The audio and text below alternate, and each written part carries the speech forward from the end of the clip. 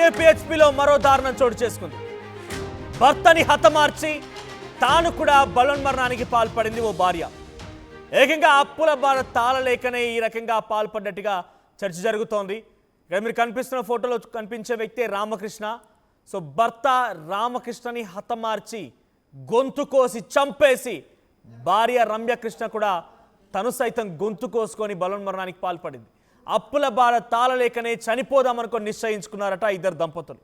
భార్య రమ్యకృష్ణ, భర్త రామకృష్ణ ఇద్దరు కూడా నిశ్చయించుకున్నారు, చనిపోదామనుకున్నారు. అందులో భాగంగానే రామకృష్ణ ముందుగా గొంతు కోసి అతన్ని హతమార్చిన తర్వాత అనంతరం తాను కూడా గొంతు కోసుకొని బలోన్మరణానికి పాల్పడింది. రమ్యకృష్ణ పరిస్థితి ప్రస్తుతం విషమంగా ఉన్నట్టు తెలుస్తోంది. ఆసుపత్రి తరలించారు, ఆసుపత్రిలో చికిత్స తీసుకుంటున్నారు. సో అప్పుల బాధ తాళలేకనే ఇద్దరు కూడా చనిపోదామని నిర్ణయించుకున్నారు. వన్ థింగ్ ఈజ్ క్లియర్, మీరు ఏదైనా సమస్య వస్తే సమస్యను అధిగమించినటువంటి శక్తి సామర్థ్యాలు కలిగి ఉండాలి. కనీసం వాటిని ఎదుర్కోవడానికి కొంత ధైర్యమైనా ఉండాలి. ఎవరైతే ఆ ధైర్యాన్ని శక్తి సామర్థ్యాలని కోల్పోతారో ఆ రకంగానే పాల్పడుతూ ఉంటున్నారు. ఈ మధ్య కాలంలో ఇక్కడ ఇంకా భార్యాభర్తలు ఇద్దరే చనిపోదామని నిశ్చయించుకున్నారు. గతంలో హబ్సిగూడలో 8వ తరగతి చదువుతున్నటువంటి అమ్మాయిని, 6వ తరగతి చదువుతున్నటువంటి ఒక అబ్బాయిని, ఆ ఇద్దరు పిల్లల్ని చంపి భార్యాభర్తలు ఇద్దరు కూడా పురుగులన్నం తిని వాళ్ళిద్దరికి చంపేసిన తర్వాత ఆ తర్వాత భార్యాభర్త ఇద్దరు కూడా బలోన్మరణానికి పాల్పడ్డారు, ఉరివేసుకొని బలోన్మరణానికి పాల్పడ్డారు. పిల్లలను సైతం చిదిమేసుకుంటున్నారు. ఇక్కడ ఈ ఘటనలో జరిగింది భార్యాభర్తలు ఇద్దరు మాత్రమే. కానీ దయచేసి ఇటువంటి ఘటనలకు పాల్పడకండి. ఏదైనా సమస్య వస్తుందని అధిగమించినటువంటి శక్తి సామర్థ్యాలు ఉండాలి, ధైర్యం ఉండాలి కనీసం. కానీ ఎప్పుడైతే సహనం కోల్పోతామో ఒక చిన్న క్షణికావేశటువంటి పొరపాట్లు జరుగుతూ ఉన్నాయి. ఒకసారి ఈ ఘటన పైన పోలీసులు మాట్లాడారు, వారు ఏం మాట్లాడారు చూద్దాం. మాకు 100 డైల్ నుంచి ఒక కాల్ వచ్చిందండి. వాళ్ళని సో రామకృష్ణ రెడ్డి వాళ్ళ వైఫ్ ఇద్దరు సూసైడ్ అటెంప్ట్ చేయడానికి ప్రయత్నం చేసినారు. దానిలో భాగంగానే హస్బెండ్ను లాస్ట్ 4 డేస్ నుంచి కూడా కత్తి పెట్టి వాళ్ళు కోసుకోవడం జరిగింది. ఫస్ట్ చేల మీద కోసుకోవడం, తర్వాత కడుపు మీద కోసుకోవడం, తర్వాత గొంతు మీద కోసుకోవడం. అయితే ఈ అటెంప్ట్ 3-4 రోజుల నుంచి చేస్తున్నట్టు వాళ్ళు. అయితే వాళ్ళ వైఫ్ మనకు 100 డైల్ కాల్ చేస్తే మన పోలీస్ సిబ్బంది వాళ్ళందరూ కూడా వచ్చారండి. వచ్చేటప్పటికి అప్పటికే అతని హస్బెండ్ చనిపోయి కనబడ్డాడు మనకు అందులో. అయితే రీజన్ ఏంటంటే అతని కడుపు బ్లీడింగ్ అంటే హ్యామరేజ్ అయి చనిపోవడం జరిగినట్టు కనబడుతుంది. చూస్తుంటే ఆ వైఫ్ కూడా ఆమె గొంతు దగ్గర కూడా బాగానే కోసుకుంది. అయితే పూర్వాపరాలను పరిశీలిస్తే తెలిసింది ఏంటంటే వాళ్ళకు దాదాపుగా ఫైనాన్షియల్లీ ప్రాబ్లమ్స్ చాలా ఉన్నట్టు తెలుస్తున్నది. వాళ్ళు కూడా ఇంతకుముందు ఒక రెస్టారెంట్ ఒకటి పెట్టడం జరిగిందట. అందులో కూడా వాళ్ళు భారీ ఎత్తున లాస్ అయినారు. ఆ తర్వాత ఇంకా రకరకాల వ్యాపారాలు చేస్తున్నారు, అందులో కూడా బాగా లాస్ అయినట్టు తెలుస్తున్నది. సో వీళ్ళకు అప్పులు కూడా బాగానే ఉన్నట్టు కనబడుతున్నాయి వీళ్ళకు. సో వాళ్ళ ఫ్యామిలీలో కూడా వాళ్ళందరూ కూడా హ్యూమిలేట్ చేయడం, ఆమెతో మాట్లాడితే తెలిసింది ఏంటంటే ఫ్యామిలీలో కూడా ఆమె వాళ్ళని కొంచెం చిన్న చూపు చూడడం, ఈ డబ్బులు అప్పులు పాలవడం. సో బతికే దారి లేక మేము ఈ సూసైడ్ అటెంప్ట్ ప్రయత్నం చేసినామని చెప్తున్నారు. అయితే హస్బెండ్ మాత్రం హ్యామరేజ్ వల్ల చనిపోవడం జరిగింది. ఆమెను ఇమీడియట్గా హాస్పిటల్కి షిఫ్ట్ చేయడం జరిగింది. ఆమె ట్రీట్మెంట్ కంప్లీట్ అయిన తర్వాత ఫర్దర్ ఇన్వెస్టిగేషన్ కంప్లీట్ చేస్తామండి. ఇద్దరు కలిసి గాయపరుచుకున్నారండి వాళ్ళిద్దరు కూడా. వాళ్ళు చెప్పే వర్షన్ ఏంటంటే భార్య భర్త వీళ్ళిద్దరు సూసైడ్ అటెంప్ట్ చేద్దామనే ప్రయత్నంలో ఇద్దరు కత్తి పెట్టి కోసుకోవడం జరిగింది. రైట్, పోలీసులు చెప్తున్న వివరాల ప్రకారంగా వ్యాపారాల్లో లాస్ వచ్చిందని అప్పుల పాలైపోయారు. కుటుంబీకులు, బంధువులు కూడా ఎవరి పెద్దగా మాట్లాడకపోవడం మూలంగా ఒంటరిగా ఫీల్ వారంతా కూడా 3-4 రోజులుగా ఈ బలోన్మరణానికి పాల్పడాలి అనేటువంటి ఒక ఆలోచన చేస్తూ తరచుగా కత్తితో చేతి కోసుకున్నారట భర్త రామకృష్ణారెడ్డి. అటు భార్య కూడా బలోన్మరణానికి పాల్పడి నిశ్చయించుకుని ఇద్దరు కలిసి చనిపోదామనుకున్నారు. భర్త 1-2 రోజుల నుంచి ఈ రకంగా ప్రయత్నాలు చేస్తూనే ఉన్నాడు. ఇక పొట్టపై కూడా కోసుకున్నాడు. పొట్ట నుంచి తీవ్రమైన రక్తస్రావం కూడా అయింది. అటువైపు ఆయన తీవ్రమైనటువంటి రక్తస్రావం అయిపోయి చనిపోయాడు. భార్య కూడా గొంతు కోసుకుంది అని చెప్పేటువంటి మాటలు పోలీసులు చెప్తున్నారు. సో ప్రస్తుతానికి భార్యని ఆసుపత్రిలో చికిత్స అందిస్తున్నారు. పరిస్థితి కూడా విషమంగా ఉన్నట్టుగానే పోలీసులు చెప్తున్నారు. ఎస్, మా ప్రతినిధి పెట్రిషా కూడా సిద్ధంగా ఉన్నారు. పెట్రిషా, సో ఏంటి అప్పుల బాధ తాళలేక భార్యాభర్తలు ఇద్దరు కూడా బలోన్మరణానికి పాల్పడి నిశ్చయించుకున్నారు. సో ప్రస్తుతానికి భర్త మరణించాడు, భార్య పరిస్థితి విషమంగా ఉంది. ఇంతకీ ఇంకా ఆ ఇంట్లో ఆ సమయంలో ఆ ఇద్దరే ఉన్నారా? ఎన్ని రోజులుగా ఈ ప్రయత్నాలు జరుగుతున్నాయి? తోటి కుటుంబీకులు ఏం చెప్తున్నారు? కుక్కట్పల్లి పరిధిలో ఈ ఘటన చోటు చేసుకుంది. హైదరాబాద్ కేపీహెచ్పీ పరిధిలో రామకృష్ణారెడ్డి అనేటువంటి భర్తని భార్య హతమార్చి ఆ తర్వాత తను కూడా బలోన్మరణానికి పాల్పడి తెలుస్తోంది. సో ఇద్దరు నిశ్చయించుకున్నారు. అప్పుల బాధలు తట్టుకోలేకపోతున్నాం కాబట్టి ఇద్దరం కలిసి చనిపోదామని నిశ్చయించుకున్నారు. అందులో భాగంగానే ఒకరినొకరు ఈ రకంగా గాయపరుచుకొని చనిపోవాలనుకున్నారు. అంతలోనే భర్త 2-3 రోజుల నుంచి ప్రయత్నం చేస్తున్నాడట. ముందుగా కత్తి పట్టుకొని చేయిపై కోసుకున్నాడు, ఆ తర్వాత పొట్టపై కోసుకున్నాడు. సో ఇటు భార్య కూడా 2 రోజుల నుంచి ప్రయత్నం చేస్తున్నారు. సో ఈరోజు తెల్లవారుజామున ఇద్దరు కూడా చనిపోయినట్టుగా తెలుస్తోంది. సో ప్రస్తుతానికి పోలీసులు చెప్తున్న వివరాల ప్రకారంగా కుటుంబంలో ఎవరు కూడా పెద్దగా పట్టించుకోలేదు, బంధువులు దగ్గరికి తీయలేదు, చేరదీయలేదు. ఏ వ్యాపారం చేసినా లాస్ అయిపోయాడు, పూర్తిగా అప్పుల్లో ఊబిలో కూరుకుపోయాడు. కాబట్టి రామకృష్ణ ఈ నిర్ణయానికి పాల్పడి తెలుస్తోంది. ఇటు రమ్యకృష్ణ కూడా తన భార్య కూడా తనకు తోడైంది. సో భార్య కూడా చనిపోవాలని నిర్ధారించుకున్నారు. సో ఈ నేపథ్యంలోనే ఇద్దరు భార్యాభర్తలు కూడా బలవన్మరణానికి పాల్పడి తెలుస్తోంది. సో ముందుగా భర్త మరణించాడు, ఆ తర్వాత భార్య కూడా గొంతు కోసుకుంది. వెంటనే పోలీసులకు ఇన్ఫర్మేషన్ రావడంతో పోలీసులు అక్కడ చేరుకొని హుటాహుటిన భార్య రమ్యకృష్ణని ఆసుపత్రిలో చేర్చారు. ప్రస్తుతానికి తన పరిస్థితి విషమంగా ఉన్నట్టు తెలుస్తోంది. భార్య ఆసుపత్రిలో చికిత్స తీసుకుంటున్నారు. సో పోలీసులు చెప్తున్న వివరాల ప్రకారంగా అప్పుల బాధే ప్రధాన కారణంగా తెలుస్తోంది. గతంలో కూడా రైట్, మా ప్రతినిధి పెట్రిషా అలా సిద్ధంగా ఉన్నారు. ఎస్ పెట్రిషా, సో అప్డేట్స్ ఏంటి? అసలు భర్త ఎందుకు ఈ నిర్ణయం తీసుకోవాల్సి వచ్చింది, భార్య ఏం చెప్తోంది? ఏదైతే తను కూడా గొంతు కోసుకొని చనిపోయిందని తెలుస్తుంది. ఈ క్రమంలోనే వాళ్ళకి చాలా మటుకు డెబిట్స్ ఉన్నాయి, అదే కాకుండా అప్పుల బారిన పడారని కూడా తెలుస్తుంది. ఈ క్రమంలోనే భార్యాభర్తలు ఇద్దరు కూడా చనిపోవాలనుకున్నారు.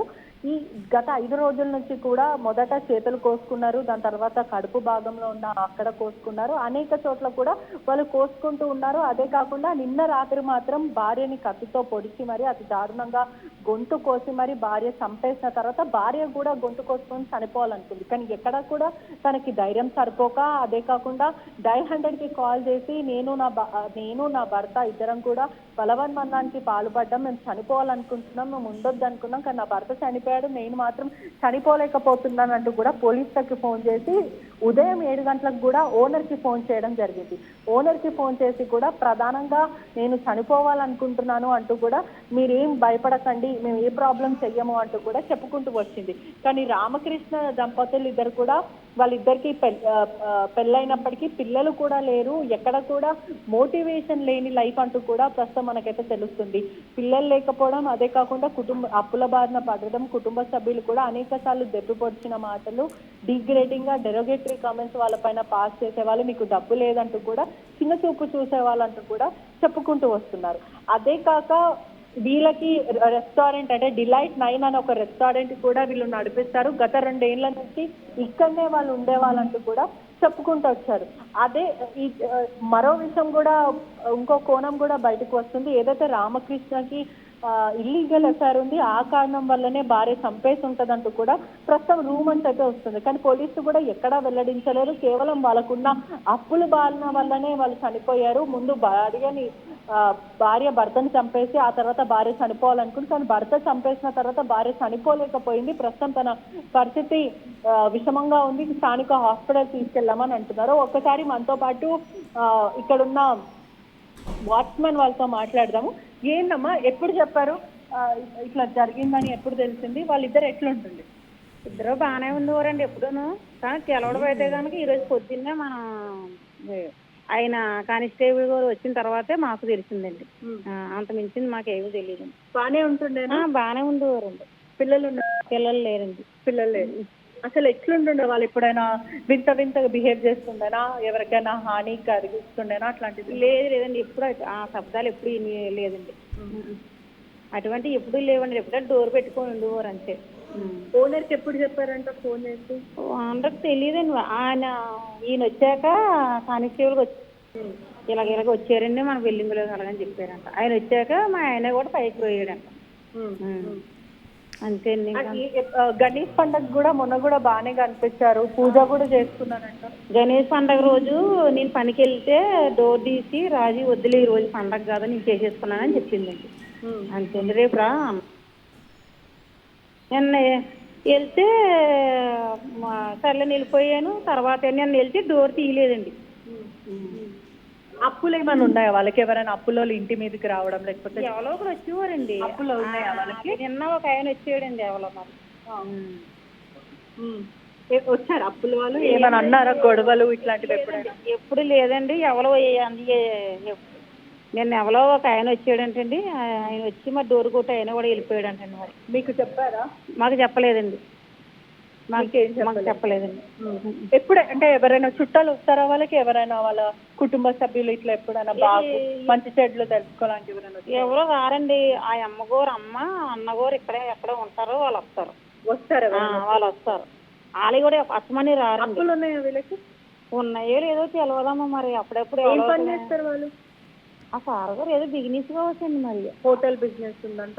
అయ్యో పేర్లు నాకు ఆయన నాతో ఇప్పుడు మాట్లాడమ్మా, నేను మాట్లాడనండి. అంటే ఇప్పుడు అపార్ట్మెంట్స్ ఉన్న వాళ్ళతో బాగానే ఉంటారా? ఎప్పుడైనా గొడవలు ఇటువంటివి? అసలు ఎవరితో మాట్లాడరమ్మా వాళ్ళు. ఎవరు మాట్లాడరండి, వాళ్ళతో ఎవరితో మాట్లాడరండి. కిందకి ఎప్పుడైనా పోయినప్పుడు సంట పిల్లలు ఎవరైనా ఆడుకున్నాడు అంటే వాళ్ళకి భయ చెప్పేసి వెళ్ళిపోతాడంటే సార్. ఇద్దరు కూడా ఒక 40 సంవత్సరాలు ఉంటారు. ఎక్కువే ఉంటాయండి, ఉంటాయి, ఎక్కువే ఉంటాయి. ఎప్పటి నుంచి తలుపు పెట్టుకున్నారు? అంటే చనిపోక ముందు కూడా ఎప్పటి నుంచి తలుపు పెట్టుకున్నారు? 2 రోజుల నుంచి ఏమైనా కనిపించారా? ఎప్పుడు పెట్టుకునే ఉంటారమ్మా వాళ్ళు. డోర్ ఎప్పుడు నేను పావు గంట తడిబాటు వేసేదని పావు గంట వేసిన వెంటనే డోర్ పెట్టేసుకుంటుంది ఆ అమ్మ. ఆ సార్ గారు వెళ్ళిపోతాడు పొద్దున్నే. ఆయన వచ్చినప్పుడు తీస్తుందండి అంతే. ఎప్పుడు డోర్ పెట్టుకునే ఉంటారండి. నిన్నే డోర్ తీయలేదండి ఆ అమ్మ. నేను అనుకున్నాను డోర్ తీయబుద్దో కలిపి పడుకున్నారేమో. ఒకసారి మీరు కూడా వాళ్ళ ఇంట్లో పని చేస్తారు కదా, వాచ్మెన్ ప్లస్ మీరు పని చేస్తూ ఉంటారు, మరి ఏం చెప్పారు వాళ్ళు? నాకు ఏమి విషయాలు ఏమి చెప్పలేదమ్మా. నేను వెళ్ళి పావు గంట తడిబాటు వేసి ఇంట్లో అంటే ఎటువంటి ఇప్పుడు సాధారణంగా చూస్తే కూడా ఎవరైనా ఇంట్లో పని చేసే వాళ్ళకి అన్ని తెలుస్తుంటాయి అంటారు. వాళ్ళు ఏం మాట్లాడుకుంటున్నారు ఏంటి అని ఎప్పుడు ఏం మాట్లాడారు? వాళ్ళు మాట్లాడుకోరు. ఆ సార్ కూడా ఎప్పుడు ఉండేవారు కదా. నేను వెళ్ళేప్పుడు ఆ అమ్మ గమ్మున కుర్చీలో కూర్చుండేది అంతే. ఏం మాట్లాడేది కదండి, నేనే మాట్లాడేదాన్ని కాదు అంతే. ఆ అమ్మ మాట్లాడేది, నేనే మాట్లాడేదాన్ని కాదు అంతే. నా పని నుంచి చేసుకొని వచ్చేస్తున్నాను. తర్వాత తలుపు పెట్టేస్తుంది కదా లోపల. మరి మనకి ఏంటి తెలియదు. వాళ్ళ కుటుంబ సభ్యులు ఎవరైనా వచ్చారా? ఇప్పుడు వచ్చారండి. ఆమె చెప్పింది. ఆమెనే ఫోన్ చేసింది. చెప్పిందంటే ఇక్కడ కూడా ఆమె చెప్పిందండి. ఇలా నేను చంపుతున్నాను. గత 5 రోజుల నుంచి కూడా చనిపోవాలనుకుంటున్నాను. నేను పోయేది 3 రోజులు 4 రోజులు అవుతుందమ్మా వాళ్ళ ఇంట్లో పోయి అంతే. గత 4 రోజుల నుంచి పని చేస్తున్నారు. చేయలేదండి. వాతావరణం ఏమి మీకు తేడా కనిపించలే? వీళ్ళు ఏదో చాలా బాధపడుతున్నట్టున్నారు, అట్లాంటివి ఏమైనా అనిపించినా? ఏమో అటువంటివి ఏమి నాకు అనిపించలేదమ్మా. మరి నేను పెద్ద ఏదో గమనించానా, మాది ఏదో వెళ్ళడం పని చేసుకోవడం మా బాధ మేము ఇంక ఇచ్చేసుకోవడం తప్ప మాది మించిన వాళ్ళు అయినా ఒకళ్ళ విషయాలు మనం ఏమో అడగం కదా. పని చేసుకున్నంత వరకు చేసుకొని వస్తామని మనం. కానీ ఎప్పుడు గొడవలు పడడం అలాంటివి అయితే ఏమి నేను చూడలేదమ్మా. వాళ్ళు ఎప్పుడు మంచిగా ఇద్దరు మంచిగా మాట్లాడి మంచిగానే ఉండిపోరు. ప్రస్తుతం ఇప్పుడు వాచ్మెన్ మరియు వాళ్ళ ఇంట్లో పనిచేసే ఆవిడ కూడా అదే చెప్తుంది. ఏదైతే కుక్కట్పల్లిలో హౌసింగ్ బోర్డులో భర్తని అతి దారుణంగా భార్య చంపేసి ఆ తర్వాత తను కూడా బలవన్మరణానికి పాల్పడింది. రమకృష్ణ ఇంకా వీళ్ళిద్దరు కూడా దంపతులు అప్పుల్లో ఆ బాధ వల్లనే చనిపోదాం అనుకున్నారు. మొదట భర్తని గొంతు కోసి చంపి ఆ తర్వాత కూడా తను చనిపోవాలనుకుంది. గత 5 రోజుల నుంచి కూడా వీళ్ళు బలవన్మరణానికి పాల్పడడానికి చేతులు కాలు అదే కాకుండా పొట్ట భాగం పైన కూడా కోసుకోవడం జరిగింది. మరోవైపు గణేష్ చతుర్థి రోజు కూడా అందరితో మంచిగా మాట్లాడారు, ఇంటికి తోరణాలు కట్టుకున్నారు, పూజ కూడా చేసుకున్నారు. మరి ఎందుకు ఇలా చేశారో మాకు కూడా తెలియదు అంటున్నారు. కానీ స్థానికంగా కూడా ప్రస్తుతం కుక్కట్పల్లిలో అందరినీ కూడా కలవర పెడుతుంది. ఎదుట అంటే G2లో ఇది జరిగింది, G1 వాళ్ళు కూడా భయపడుతున్నారు. అదే కాకుండా వాళ్ళు చాలా మంచి వ్యక్తులు, ఎప్పుడు కూడా అందరితో బాగానే మాట్లాడతారు, ఎటువంటి గొడవ ఉండదు, వాళ్ళ పని వాళ్ళే చేసుకుంటారని కూడా చెప్పుకుంటూ వస్తున్నారు. కానీ ఈ రామకృష్ణ పెట్రిషా ఎక్కడైనా సూసైడ్ నోట్ లాంటిది రాసుకున్నారా? ఎందుకంటే భార్య చెప్తోంది అని చెప్పి పోలీసులు చెప్తున్నారు. ఎక్కడైనా వాళ్ళు లేఖ రాసి దానికి సంబంధించిన అంశాలు ఎక్కడ ఉన్నాయా? ఎక్కడ కూడా వాళ్ళు లేఖ రాయలేరు. మొదట అంటే నిన్ను చూసుకుంటే భర్త కోసుకొని అంటే ఒక రోజు పాటు దాదాపు 12 గంటల వరకు చనిపోవాలా వద్దా అని వాళ్ళ డైలమాలో ఉండి రాత్రి భర్తని హత్య చేసిన తర్వాత తను కూడా చనిపోవాలనుకుంది. ఈ క్రమంలోనే భర్త నిన్న రాత్రే చనిపోయాడు. తెల్లారిజామున వరకు అంటే దాదాపు భర్త చనిపోయింది 10:30-11 ప్రాంతంలో. ఉదయం 7 వరకు కూడా తను చనిపోవాలనుకుంది. అనేక సార్లు చేతు మీద గాయాలు చేసుకుంది, చేతు కోసుకోవడం జరిగింది, పొట్ట కోసుకుంది. ఆ తర్వాత బ్రతికిపోయిన తర్వాత కూడా మొదట డైల్ 100 కాల్ చేసి నాకు భయంగా ఉంది, నేను నా భర్త చనిపోయాడు అనుకుంటా చెప్పుకుంటూ వచ్చింది. నా భర్త చనిపోయాడు, ఇద్దరం కూడా బలవన్మరణానికి పాల్పడ్డాము, కానీ నేను మాత్రం బ్రతికిపోయాను, నాకు భయప్రాంతులుగా ఉంది అంటూ కూడా తను చెప్పుకుంటూ వచ్చింది. ఈ క్రమంలోనే 7 o'clock ఓనర్ కి కాల్ చేసి, అదే కాకుండా మీకు ఏ ప్రాబ్లం ఉండదు, నేను పోలీసులకి కాల్ చేశాను అంటూ కూడా చెప్పుకుంటూ వచ్చింది. ఓనర్ వాళ్ళు కూడా గత 2 ఏళ్ల నుంచి కూడా ఇదే ఇంట్లో ఉన్నారు, ఎటువంటి డిస్టర్బెన్స్ లేదు, వాళ్ళ పని వాళ్ళు చూసుకుంటారంటూ కూడా ఓనర్ వాళ్ళు చెప్తున్నారు. ఒక్కసారి వాచ్మ్యాన్ ఉన్నారు. అన్న, ఎప్పుడు జరిగిందంటే ఎప్పుడు ఎలా ఉండేవాళ్ళు వాళ్ళు? ఇప్పుడు బాగా ఉండేవారమ్మా. అసలు పైకి అసలు ఏమి ఇప్పుడు ఏమి ఉండదు కదండి. ఇద్దరు కలిసి బయట వెళ్ళేవారు, వచ్చేవారు అంతవరకే. సారే తిన్నాడు అంతవరకే తప్ప కానీ ఏది ఉంటుంది కదండి అక్కడ. మంచిగా మాట్లాడేవాళ్ళు, చాలా మంచిగా మాట్లాడండి. డిఫరెంట్ బిహేవియర్ అట్టమాది ఏమి అసలు ఏమి లేదండి. నార్మల్ ఉండే, నార్మల్ ఆయన పిల్లలతో సరదాగా ఉంటాడు, ఆయన చిన్న పిల్లలతోటి మామూలుగా మాట్లాడేవాళ్ళు. మాట్లాడారు. ఎప్పుడైనా అప్పుల వాళ్ళ ఇంటికి రావడం, లేకపోతే ఏదైనా గొడవలు జరగడం, డబ్బులు ఇవ్వాలి, అటువంటి గొడవలు గట్ల ఏమంటే బ్యాంక్ లోన్ ఒక ఆయన వచ్చేవారండి, అంతవరకు కడేసారి అన్నారు. మరి బ్యాంక్ లోన్ వాళ్ళు వచ్చారు, వచ్చి కడేసారి అన్నారు. అది ఆ బ్యాంక్ లోన్ కూడా ఎవరు షూరిటీ పెట్టలేరు, వాళ్ళే పెట్టుకున్నారు, కానీ ఇబ్బంది అయింది, బ్యాంక్ వాళ్ళ కూడా వాళ్ళు చనిపోయి ఉంటారంటూ సమాచారం. లేదు, ఏమన్నా మనకు అంతవరకు ఇంట్లో వాళ్ళ బంధువులు ఎవరైనా వచ్చిపోయే వాళ్ళ, ఇప్పుడు మాట్లాడే వాళ్ళ బంధువు గట్ట ఎవరు రారండి. వస్తే వాళ్ళ బామ్మర్దిగా వాళ్ళ అన్న, తర్వాత వాళ్ళ అమ్మగారు వస్తున్నారు అంతే, వచ్చి పని చూసుకుని వెళ్ళిపోయారు అంతే. ఓనర్ ఏం చెప్తున్నాను అంటే, మొదట పోలీసులకి కాల్ చేసిన తర్వాత ఓనర్ కి కూడా కాల్ చేశారంట. ఓనర్ ఏమంటుంది? ఏమో మనకి మాట్లాడుకుంటే మనకి అటువంటి ఏం రాదు చెప్పరండి. మంచి వాళ్ళండి మరి.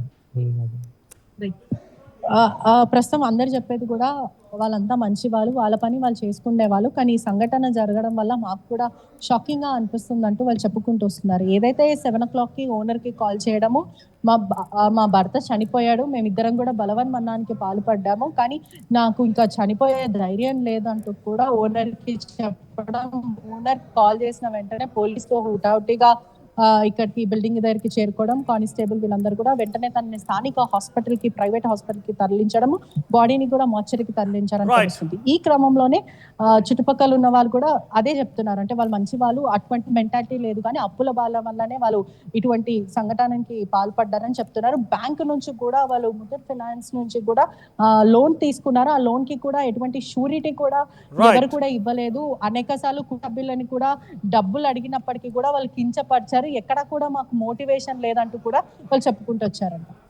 Thank you Patricia. సో కేపీహెచ్పిలో దారుణం జరిగింది. అప్పుల భారతాలు లేక భార్యాభర్తలు కూడా చనిపోదామని నిశ్చయించుకున్నారు. 2-3 రోజుల నుంచి ప్రయత్నం చేస్తున్నారు. అర్ధరాత్రి సమయంలో భర్త ముందుగా గొంతు కోసి భర్తని హతమార్చిన తర్వాత భార్య కూడా బలవన్మరణానికి పాల్పడింది, గొంతు కోసుకుంది. సో ప్రస్తుతానికి భర్త మరణించగా భార్య పరిస్థితి విషమంగా తెలుస్తోంది. ఆసుపత్రిలో చికిత్స అందిస్తున్నారు. సో అప్పుల భార తాళలేకనే ఈ ఘటన చోటు చేసుకున్నట్టు తెలుస్తోంది. పోలీసులు కూడా ఈ అంశం మీద మాట్లాడుకొచ్చారు. అప్పుల భార తాళలేకనే కుటుంబీకులు కానీ బంధువులు కానీ ఎవరు కూడా తాన్ని సహించకపోయేవారు, చక్కగా చూడకపోయేవారు, గౌరవం ఉండేది కాదు. ఇందు నేపథ్యంలోనే బలవన్మరణానికి పాల్పడ్డామన్నట్టుగా ఆ భార్య చెప్తోంది. తన ఆరోగ్యం కుదుటపడిన తర్వాత మరింతగా లోతుగా విచారిస్తామని పోలీసులు అంటూ ఉన్నారు. అసలైన తొలి వెలుగు. ఫాలో వాట్సాప్ @తొలి వెలుగు official.